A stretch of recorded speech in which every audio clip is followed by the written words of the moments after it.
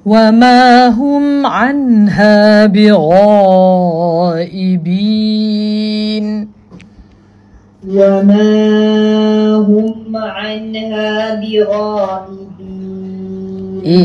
Yang kena panjang tu, kena panjang. Pi baca 2 harakat pula dah. Tersasul. وما هم عنها بغائبين. Tak mau home tu kan rumah kan. Wama hum, dia tak mau bunyi hum. Wama hum anha, nun tak boleh anna, tak boleh.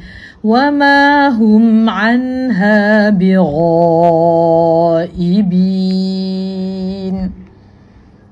Wama hum anha bighaibin. Wama adraka ma yawmuddin. Yawmuddin, pegang dal tu kan. Yawmuddin. Yawmuddin. Panjang dah hat tu. Yau kan. Yawmuddin.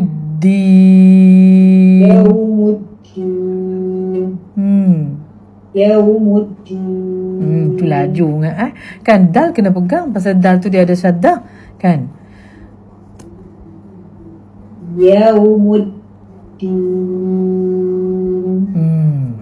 Okey, sambung.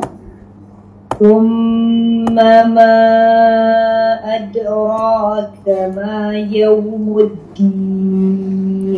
Lagi duk jumpa no. Thumma ma adraka ma yawmuddin.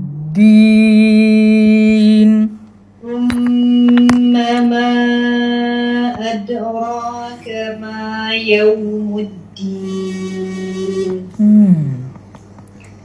Yawma la tamliku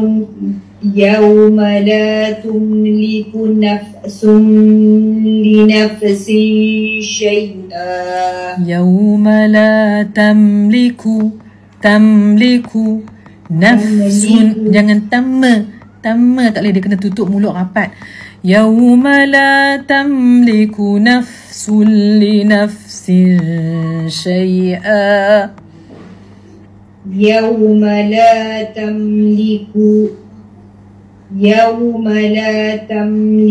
nafsun li nafsin shay'a. Okey, huruf fad pun tak boleh lantun sebab dia bukan geng-geng qalqalah kan. Nafsun tak boleh, dia kena lepas tu.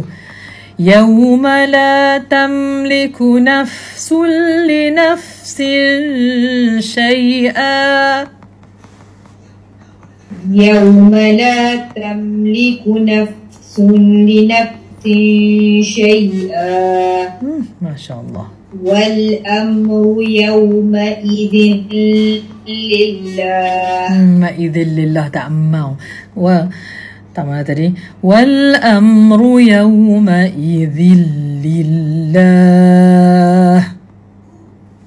Wal amru yawma idhin lillah. Dia masa kita sebut lam tu kan, kita tak mau buka mulut lueh-lueh.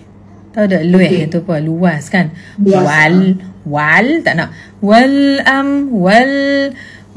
amru yawma idhin lillah. Wal amru yawma idhin lillah. Barakallahu fiki.